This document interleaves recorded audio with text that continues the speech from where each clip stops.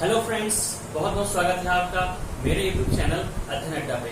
तो दोस्तों, जो पिछली हमारी इकाई थी, पहली इकाई, उसको हमने पूरा कंप्लीट कर लिया है। ठीक है, उसमें लिनियर विश्लेषण हमारा हो गया, मापन तथा मात्रक हो गया, सारा हमने उसको कंप्लीट कर लिया। ठीक है, मापन में त्रुटियां एवं सार्थक अंक भी हो गया उसमें। तो पहली जो इकाई थी हमारी वो पूरी तरह कंप्लीट हो चुकी है, उससे क्वेश्चन आंसर भी करवा दिए हैं और आई थिंक आप लोग को चैप्टर जो है वो यूनिट जो है वो समझ में आ गया होगा।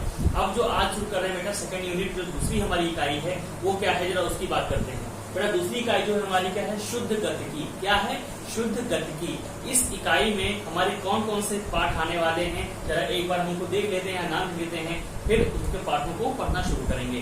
तो बेटा शुद्ध गतिकी जो दूसरी इकाई है, इसका जो पहला पाठ है जरा उसकी बात करते हैं। जो पहला पाठ है इसमें वो है हमारा सरल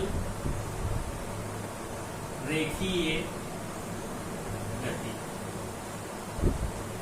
सरल रेखीय गति। तो दूसरा पार्ट है इसका वो है बेटा सदिश विश्लेषण। सदिश विश्लेषण ये दूसरा पार्ट है। ठीक है, तीसरा पार्ट है बेटा समतल में गति। क्या है बेटा? एक समतल में गति। और चौथा जो हमको पढ़ना है इसमें, पढ़ना है हमको वो है एक समान वृत्तीय गति। एक समान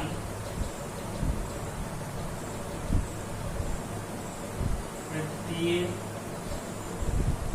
गति की गति।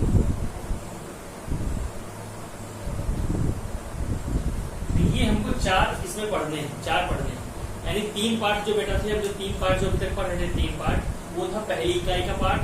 पहली इकाई का था, पहली इकाई कौन सी थी? मापन का मात्रक और वो लिनियर विश्लेषण, और एक मापन तीसरी। तो तीसरा था हमारा मापन में त्रुटियां एवं सार्थक अंक था। तो अब जो हमको पढ़ना है इकाई 2, इसमें हमको ये चार पढ़ने हैं। तो जो तीन हम पढ़ चुके हैं, तीन पार्ट, अब चौथा पार्ट हम पढ़ेंगे सरल रेखीय गति, पांचवा पार्ट पढ़ेंगे सदिश विश्लेषण, छठा पढ़ेंगे एक समतल में गति, और सातवां पढ़ेंगे एक समान वृत्तीय गति की गतिकी। तो ये 4, 5, 6, 7 पार्ट जो पढ़ने जा रहे हैं, ये किसका भाग है? इकाई 2 का भाग है। तो पहले आप शुरू कर रहे हैं, जो हम शुरू करने जा रहे हैं बेटा, पार्ट 4 जो है हमारा, पार्ट 4 जो है क्या बेटा? पार्ट 4 हमारा सरल रेखीय गति, इसको हम शुरू करने जा रहे हैं। उसके बाद पार्ट 5, पार्ट 6 और पार्ट 7 को हम पढ़ेंगे। लेकिन ये सारा किसका भाग है बेटा? शुद्ध गतिकी का भाग है। तो इकाई कौन सी बेटा? सेकंड। और पार्ट कौन सा बेटा? चौथा पढ़ने जा रहे हैं। तो जरा सरल रेखीय गति को पढ़ते हैं। तो हम शुरू कर रहे हैं पार्ट 4, इकाई 2 का पार्ट 4 है जो बेटा, ये क्या है? सरल रेखीय गति। जरा पहले इसको समझते हैं, ये क्या होती है, जरा इसको बात करते हैं। तो बेटा जो गति होती है, गति क्या होती है? गति मीन्स कोई किसी वस्तु का अपने एक स्थान में परिवर्तन करके दूसरे स्थान पर पहुंच जाना। ठीक है, फॉर एग्जाम्पल हमने कहा बेटा यहाँ पर कोई एक बिंदु है, यहाँ से कोई आदमी है, ठीक है, कोई यहाँ से चल के बेटा कहाँ पहुंच गया? यहाँ पहुंच गया। कहाँ पहुंच गया? ये बिंदु पहुंच गया। तो उसने क्या किया? अपना स्थान बदल दिया, अपनी स्थिति उसने कहाँ की? बदल दी। पहले उसकी स्थिति यहाँ पर थी, अब उसकी स्थिति कहाँ होगी बेटा? यहाँ पर। तो उसकी स्थिति में जो परिवर्तन हो गया वही कहता है गति। क्या होता है? गति। क्या उसकी स्थिति में परिवर्तन क्या होती है? गति होती है। अब अभी हम बात करेंगे कि इसको सापेक्षता के सिद्धांत से समझेंगे कि सापेक्षता क्या समय क्या महत्व है। अभी आप छोटा समझिए कि जो गति क्या होगी बेटा? किसी भी वस्तु की अपने स्थान में परिवर्तन या उसकी स्थिति में परिवर्तन क्या होती है? गति कहलाती है। इतनी बात समझ में आ गई? अच्छा, अब गति होती है तो सरल रेखीय गति क्या होगी, इसकी बात करते हैं। सरल रेखीय गति क्या होगी? तो जो बेटा गति होती है, इस गति को हम 3 भागों में बांट सकते हैं कि गतियां कितने प्रकार की हो सकती हैं? 3 प्रकार की गतियां हो सकती हैं। हमने कहा कोई आदमी एक सीधी रेखा में चलते रहे, कोई आदमी सीधी रेखा में या कोई वस्तु सीधी रेखा में चलती चली जाए, इसे कहते हैं सरल रेखीय गति। क्या? बिल्कुल सीधी रेखा में चली जाए, एक ही दिशा में। ठीक है, अगर हम इसको ग्राफ पे दिखाएं, हमने कहा कोई बेटा एक ग्राफ है, ग्राफ मान लिया ये x है और ये y है, तो कहाँ जा रहा है बेटा? ये x दिशा में ही चलता चला जा रहा है। इस y में उसका गति है, y में कोई गति नहीं है, ये सीधा x दिशा में चलता चला जा रहा है। तो ये हो गई एक बिंदीय गति, इसे क्या कहते हैं? एक बिंदीय गति। तो जो गतियां, गति के प्रकार है बेटा, गति के प्रकार अगर हम बात करें, गति कितने प्रकार होते हैं?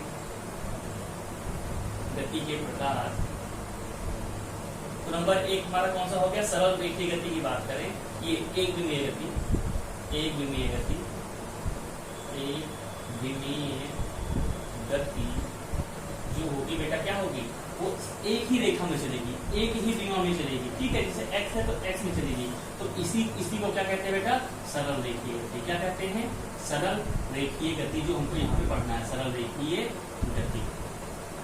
मतलब कि वह गति पढ़ना है जो बेटा क्या करे, बिल्कुल सीधी दिशा में एक दिशा में चलती रहे, उस गति को कहते हैं सरल रेखीय गति। अब दूसरा बेटा है, दूसरा जो इसकी प्रकार होती है वो बेटा दो विमीय गति, द्विविमीय गति। क्या होती है बेटा, द्विविमीय गति, द्विविमीय गति। द्विविमीय गति क्या बेटा, ये x में चले ही, लेकिन ये साथ साथ y में भी जा सकती है। मतलब कि अगर कोई वस्तु है, मान लीजिए कि ये प्लेन है, तो ये सीधा चल के इसी प्लेन पर इधर भी जा सकती है, इधर भी जा सकती है। जैसे हम लोग चलते हैं बेटा, इधर जाते हैं फिर इधर मुड़ जाते हैं। अब ये तो नहीं चलते हम आसमान में उड़ जाते हैं, ठीक है, जाते हैं जमीन पे, इधर मुड़ सकते हैं, इधर मुड़ सकते हैं, इधर जा सकते हैं। तो हम क्या सकते हैं, ये द्विविमीय गति हुई, ठीक है, जो एक ही प्लेन में या एक ही सरफेस पे चलती चली जाती है, इसे क्या कहते हैं, द्विविमीय गति। मतलब कि अगर कोई ऐसी गति करता है, जैसे ये x है और एक y है, तो मान लो कोई ये गया, इधर गया, इधर गया, इधर गया, ये कौन सी होगी, दो विमीय गति। या तो x में जाएगा या तो y में जाएगा, दो ही विमा है इसकी, तो ये द्विविमीय गति होगी। और त्रिविमीय गति क्या होगी बेटा, जो उसकी देखते हैं, तीसरा जो है बेटा क्या है, त्रिविमीय गति, त्रिविमीय गति। इसमें क्या होगा बेटा, कोई वस्तु जो है बेटा कहाँ, उसको मानेंगे कि वो स्पेस में, क्या है बेटा, वो स्पेस में। स्पेस मतलब क्या, वो इधर भी जा सकती है, इधर भी जा सकती है और ऊपर भी जा सकती है। जैसे कि हम अगर चिड़ियों की बात करें, चिड़िया अगर आसमान में उड़ती है तो बेटा इधर भी जाती हैं, इधर भी जाती हैं और ऊपर नीचे भी जा सकती हैं। मतलब वो इधर भी जा सकती हैं, इधर भी जा सकती हैं और ऊपर नीचे भी जा सकती हैं। तो जो चिड़ियों की गति होती है किसमें आएगी बेटा, त्रिविमीय गति में, त्रिविमीय गति में, ठीक है। और वो अगर चींटी की बात करें, चींटी का गति करेगी तो बेटा क्या, द्विविमीय गति करेगी। चींटी की जमीन पर चल रही है तो हो सकता है वो ऐसे सीधे चली जाए, या ऐसे इधर मुड़ जाए, या ऐसे मुड़ जाए, या पीछे चली जाए। वो चलेगा ही उस प्लेन पे ही, उस सरफेस पे ही, उस जमीन पे ही चलेगा, जमीन से आसमान में नहीं उड़ जाएगा, ऊपर नीचे वो नहीं जा सकता, ठीक है। ऊपर नीचे उस प्लेन से ऊपर नहीं जा सकता, उस प्लेन के नीचे नहीं जा सकता, ठीक है। तो जो चींटी गति हुई बेटा क्या हुई, हमारी द्विविमीय गति हुई। और त्रिविमीय गति क्या हुई, जैसे कि हमारी चिड़ियों की गति, ठीक है। तो गतियां कितने प्रकार की हो, 3 प्रकार की हमने मान लिया। नंबर 1 एक विमीय गति, जिसे कहते हैं सरल रेखीय गति, जो हमको पढ़ना है अभी। और दूसरा क्या बेटा, द्विविमीय गति, जो 2 विमाओं में चलती है।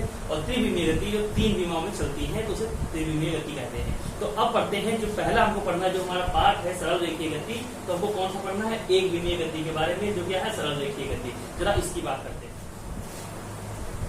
तो बेटा सरल रेखीय गति पढ़ने से पहले 2 गतियों को हम एक और देख लेते हैं, जो ज्यादातर हमारे फिजिक्स में यूज होती है, जरा उनको भी देख लेते हैं, ठीक है। एक और गति हमारी बेटा क्या है, घूर्णन गति। क्या है बेटा, घूर्णन गति, घूर्णन गति। ऐसी गति बेटा क्या, जो किसी एक बिंदु के सापेक्ष चारों तरफ घूमती रहती है। तो इसमें ये भी तो गति हुई, ये बेटा कौन सी होगी, घूर्णन गति, जो चारों तरफ घूमती रहती है, ये होगी घूर्णन गति। और दूसरी बेटा क्या है, दोलन गति। क्या है, दोलन गति। ये दोलन गति क्या है, इसको भी देख लेते हैं। जैसे पेंडुलम होता है, घड़ी का पेंडुलम होता है, अगर हम यहाँ से रस्सी से एक धागा से कोई पत्थर हमारे लटका दे, यहाँ पर लटका दे, इसको लटका दे, और इस पत्थर को लाके यहाँ छोड़ दे, ऐसे यहाँ लाके ऊपर से वो छोड़ दे, तो क्या होगा बेटा, ये इधर है, फिर इधर जाएगा, फिर इधर से लौट के फिर इधर आएगा, फिर ये जाएगा इधर, फिर इधर। तो ये जो गति होती है इसे क्या कहते हैं, दोलन गति कहते हैं। तो 2 गतियां हमारी और हैं, घूर्णन गति और दोलन गति। इसके बारे में भी हम पढ़ेंगे आगे के चैप्टर में। तो अभी हम शुरू कर रहे हैं सरल रेखीय गति। जरा उसको पढ़ते हैं और देखते हैं कि सरल रेखीय गति होती क्या है, उसके बारे में विस्तार से जानते हैं। तो बेटा अब बात करते हैं विराम अवस्था और गति अवस्था की। विराम अवस्था और गति अवस्था क्या होती है, जरा इसको एक बार देखते हैं। विराम से आप लोग समझते हैं कि कोई एक जगह एक ही स्थान पे रखे रहे, वो विराम में है, ठीक है। ये जहां तक डेफिनेशन आपको पता होगी कि अगर ये हमारी पेन है, ये पेन हमारे हाथ में रखी रहेगी तो ये विराम में है। लेकिन अगर क्या बेटा ये चलने लगे तो ये क्या है, गति अवस्था में आ जाएगी। यही बात आपको समझ में आती होगी। लेकिन यहाँ हम एक छोटी सी हमको चेंज करना पड़ेगा, एक छोटा सा को ऐड करना पड़ेगा। सबसे मेन चीज है, जिस वस्तु के आप विराम या गति में अवस्था में होने की बात कर रहे हैं, उस वस्तु को किसके सापेक्ष देख रहे हैं। सापेक्ष मतलब किसके अनुसार देख रहे हैं, ठीक है। हमने कहा कि एक आदमी है जो ट्रेन चल रही है और ट्रेन के अंदर बैठा है, ठीक है। अब ट्रेन के अंदर जिस सीट पे बैठा है उसके बगल वाली सीट पे जो आदमी बैठा है, क्या वो उस आदमी के सापेक्ष क्या गति में है? गति में है। गति की परिभाषा क्या कहलाती है? गति की परिभाषा कहलाती है कि किसी वस्तु का अपने स्थान में परिवर्तन। तो क्या वो मेरे अनुसार उसका स्थान का परिवर्तन हो रहा है? क्या मतलब कि 1 सेकंड बाद मैं यही बैठा रहूंगा और वो उठ के भग के कहीं आगे पहुंच जाएगा? उसकी स्थिति कहीं बदल रही है मेरे अनुसार? नहीं बदल रही है ना। तो मेरे अनुसार वो क्या हो बेटा, वो क्या हो गया, एक जगह स्थिर हो गया, मतलब कि वो क्या विराम अवस्था में है। तो मतलब मेरे बगल अगर कोई आदमी बैठा है और बस चल रही है, तो मेरे बगल बैठा है तो मैं, क्योंकि मेरी नजर में वो वहीं पे बैठा है, वो वहां से नहीं हिल रहा है, उसकी स्थिति में परिवर्तन नहीं हो रहा है, इसलिए बेटा क्या है, विराम अवस्था में है। तो इसलिए विराम अवस्था की परिभाषा क्या होती है बेटा, देखो जरा, जब किसी निर्दिष्ट वस्तु के सापेक्ष किसी वस्तु की स्थिति समय के साथ परिवर्तित नहीं होती है, तब उसे विराम अवस्था कहते हैं। मतलब कि समय, अगर समय के अनुसार देखें, जैसे मैं बैठा हूँ, मेरे बगल वाली बैठा है, 2 सेकंड बाद देखा उसकी स्थिति मेरे बगल वहीं पे है, तो बेटा क्या है, मेरी नजर में वो विराम अवस्था में है। लेकिन अब सोचो, उस ट्रेन के बाहर एक आदमी खड़ा है, उस ट्रेन के बाहर, और ट्रेन चल रही है। अब वो देखता है कि वो आदमी बैठा है सीट पे, तो कुछ देर 2 सेकंड बाद क्या हो जाएगा, 2 सेकंड बाद आदमी की स्थिति चेंज हो जाएगी, उसकी नजर में वो आदमी 2 सेकंड बाद उसकी स्थिति बदल जाएगी, उसकी पोजीशन बदल जाएगी। तो वो कहेगा, जो बाहर बैठा है वो कहेगा कि ये आदमी गति में है, ये आदमी गति में, क्योंकि उसके अनुसार उसकी स्थिति बदल गई। ठीक है, तो मतलब कि हमको जब भी बताना पड़ेगा कि कोई वस्तु एक जगह स्थिर है या गति में है, तो क्या होगा, हमको बताना पड़ेगा कि हम किसके सापेक्ष बात कर रहे हैं, किसकी नजर से बात कर रहे हैं, किसके द्वारा हम बात कर रहे हैं कि इसकी रिस्पेक्ट में या इसकी निर्दिष्ट में ये वस्तु गति है या गति में है या एक जगह स्थिर है। ठीक है बेटा, तो आई थिंक आपको समझ में आ गया होगा, ये परिभाषा भी वही कह रही है। इसको एक बार पढ़ लेते हैं, देखिए वही चीज लिखा हुआ है।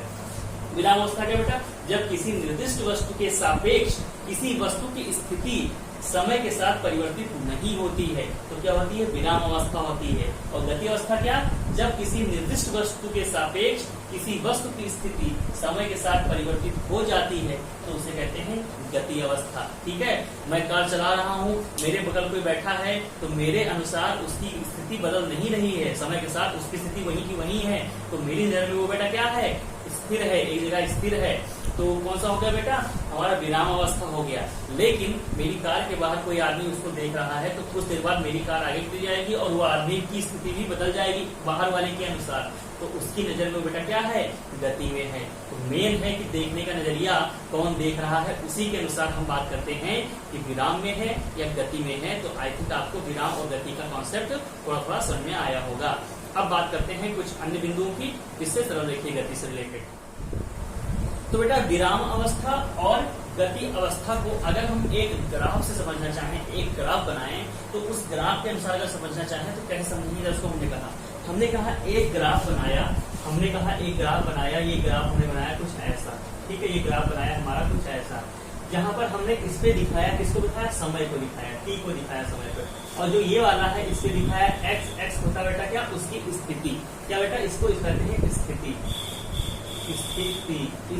उसकी स्थिति कहाँ पर है, इसको दिखाया हमने एक्स से, और समय को दिखाया टी पर। तो बेटा विराम अवस्था की अगर बात करें तो इसका ग्राफ कैसे आएगा बेटा, समय तो हमारा बढ़ता जाएगा। देखो जब समय शुरू किया, मान लो उसकी स्थिति कहाँ थी बेटा, वो कहाँ पे था, मान लो इस स्थिति पे था। ठीक है, इस स्थिति पे था। अब समय तो बढ़ रहा है, लेकिन उसकी स्थिति यही की यही रहेगी, मतलब कि समय तो बढ़ रहा है लेकिन उसकी स्थिति वही की वही रहेगी। ठीक है, तो देखो बेटा जब ग्राफ बन के आएगा, क्या बन के आएगा, ये कुछ सीधा ऐसे ग्राफ बन के आएगा। ये क्या दिखाता है कि वो वस्तु क्या है बेटा, विराम अवस्था में है। ये कौन सा ग्राफ है, स्थिति समय का ग्राफ है। स्थिति और समय के ग्राफ में अगर सीधी रेखा आती है तो क्या दिखाता है कि वो वस्तु जो है बेटा एक जगह स्थिर है, मतलब समय तो बढ़ रहा है लेकिन उसकी स्थिति क्या हो रही है बेटा, वो बढ़ घट नहीं रही है। तो मतलब जिस जगह पे था उसी जगह पे वो समय के साथ समय बढ़ रहा है लेकिन उसकी स्थिति वहीं की वहीं रखी हुई है, तो मतलब वो क्या है बेटा, विराम अवस्था में है। तो ये हो गया बेटा स्थिति समय का ग्राफ विराम अवस्था का। अब बात करते हैं अगर कोई चीज गति अवस्था में है, तो गति अवस्था में कैसे हो सकता है बेटा, देखो मान लो जैसे जैसे समय उसका बढ़ रहा है, मान लो उसकी स्थिति कहाँ थी बेटा, शुरू में उसकी स्थिति यहाँ पे थी, कहाँ पे थी, यहाँ पे स्थिति थी स्टार्टिंग में। ठीक, उसकी जब समय शुरू की स्थिति यहाँ पर थी। अब जैसे जैसे समय बढ़ेगा उसकी स्थिति बदलती जाएगी, है ना बेटा। तो मतलब कि समय तो इधर बढ़ रहा है और स्थिति उधर बढ़ रही है, तो बेटा क्या लिख सकते हैं, देखो जैसे समय बढ़ रहा है वैसे स्थिति बढ़ रही है। देखो एक समय मान लो इस समय की स्थिति कहाँ थी बेटा, इसकी स्थिति कहाँ थी, यहाँ पे थी। इसकी स्थिति कहाँ पे थी, यहाँ पे थी। और कुछ समय बाद देखो जब ये समय हमने लिया तो उसकी स्थिति कहाँ बदल गई बेटा, यहाँ आ गई स्थिति। उसकी स्थिति कहाँ गई, यहाँ गई। तो समय के साथ उसकी स्थिति बदल रही है, उसकी स्थिति बदल रही है। किसके साथ, समय के साथ। जब समय यहाँ था तो उसकी स्थिति यहाँ थी, जब समय यहाँ आ गया तो उसकी स्थिति यहाँ थी। तो ये जो ग्राफ बेटा है, ये जो ग्राफ हमको दिखा रहा है, ये जो लाइन सीधी आई, ये जो ग्राफ दिखा रहा है, ये किसका ग्राफ है, स्थिति समय का ग्राफ। किसके लिए, जब गति अवस्था में वस्तु हो। वस्तु कैसी हो, गति अवस्था में, मतलब समय के साथ उसकी अवस्था में परिवर्तन हो रहा है। समय के साथ उसकी अवस्था में भी परिवर्तन हो रहा है। तो ये दिखाता है हमारा स्थिति समय ग्राफ पर गति अवस्था को। तो ये चीज आई थिंक आपको समझ में आ गया होगा। दोनों ग्राफ कैसे बनते हैं उनको देख लिया आपने। और कभी कभी ये ग्राफ भी पूछ लेता है बनाने के लिए कि ग्राफ किसका है मुझे बताइए, ठीक है, ग्राफ देख के। तो यहाँ से आपको चीजें समझ में आ गई होंगी। अब बात करते हैं कुछ अन्य बिंदुओं की।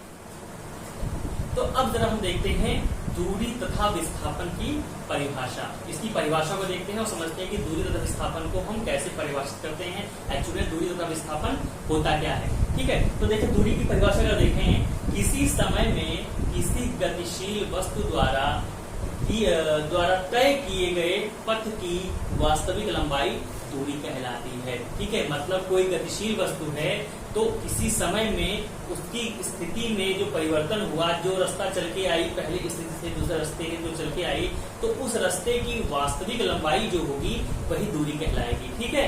इसको भी समझेंगे फिगर से, कोई दिक्कत नहीं है। नेक्स्ट बात करते हैं विस्थापन की बात करते हैं। विस्थापन क्या होता है, किसी गतिशील वस्तु की प्रारंभिक और अंतिम स्थितियों के बीच की न्यूनतम दूरी, ठीक है, न्यूनतम दूरी को विस्थापन कहते हैं। मतलब कोई वस्तु अगर एक बिंदु से दूसरे बिंदु तक जा रही है तो वो किस रास्ते से आई हमको उससे मतलब नहीं है। बस पहले बिंदु और अंतिम बिंदु के बीच में सबसे छोटी न्यूनतम दूरी कितनी होगी, सबसे छोटी दूरी या न्यूनतम दूरी कितनी होगी, उसे ही कहेंगे बेटा विस्थापन।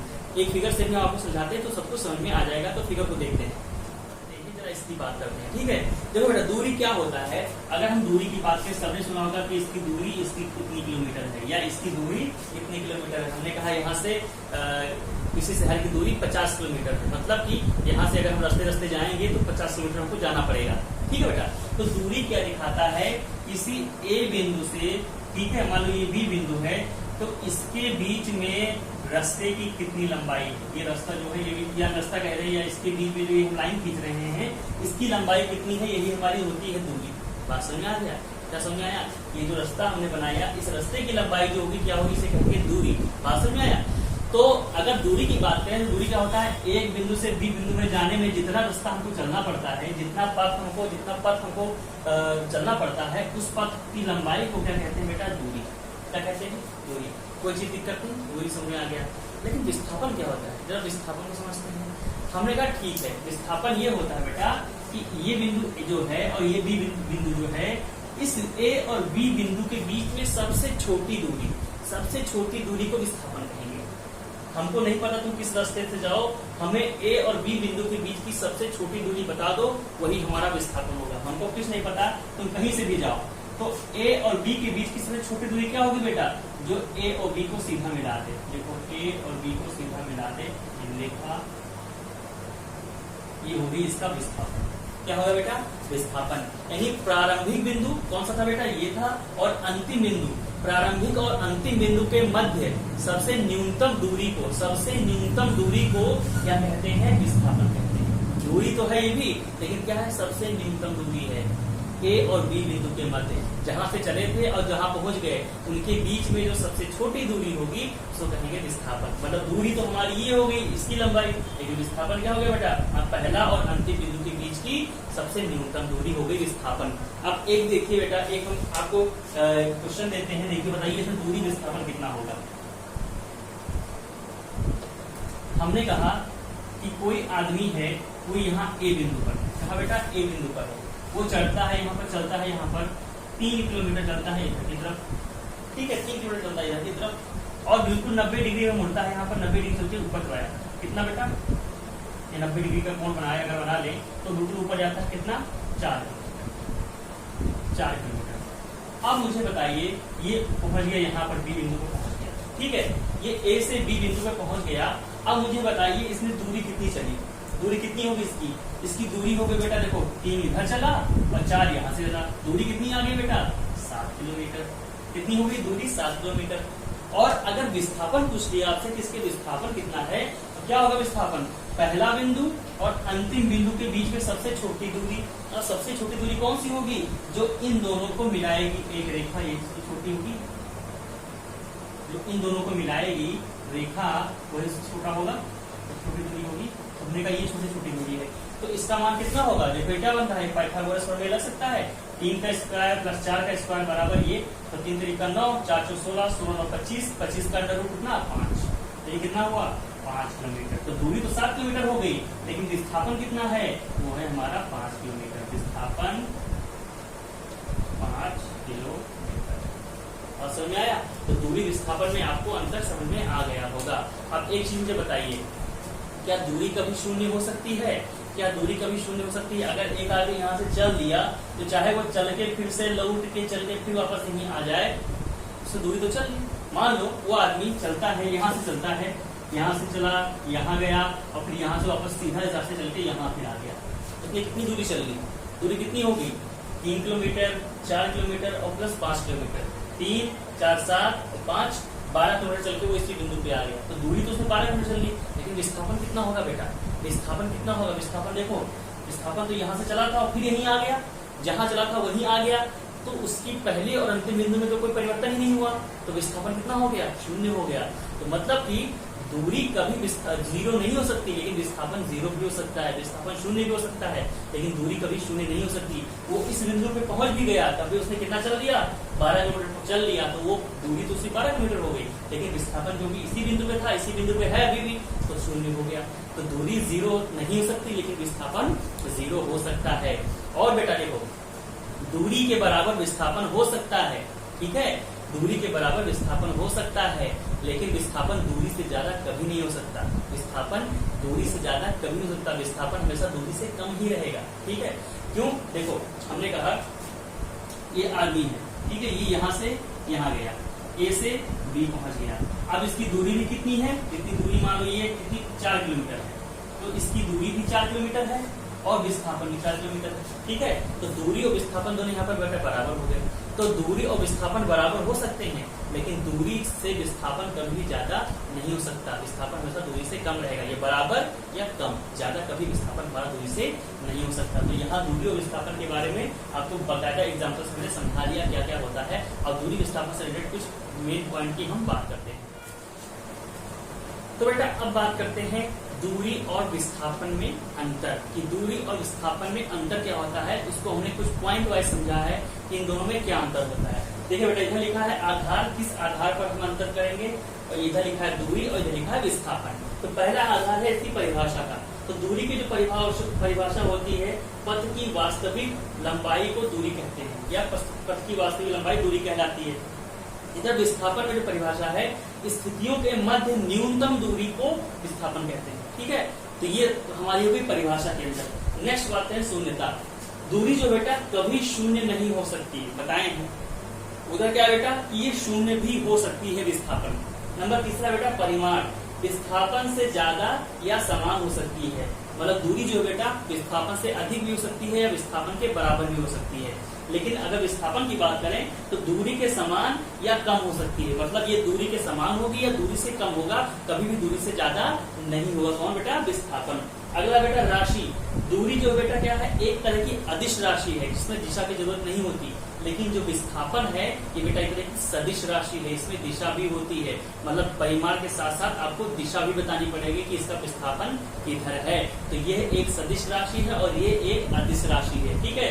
एक बेटा क्या है, इन दोनों का ही मात्रक क्या होगा, मीटर ही होगा। दूरी और विस्थापन का मात्रक क्या है, मीटर ही होगा, क्योंकि दोनों क्या बेटा एक तरह की लंबाइयां ही है, बस वो न्यूनतम लंबाई है और ये वास्तविक पथ की लंबाई है। तो लंबाई है इसलिए क्या होगा बेटा, मीटर ही होगा दोनों का मात्रक। तो ये थी कुछ बेटा अंतर और कुछ बेसिक बातें दूरी तथा विस्थापन के बारे में।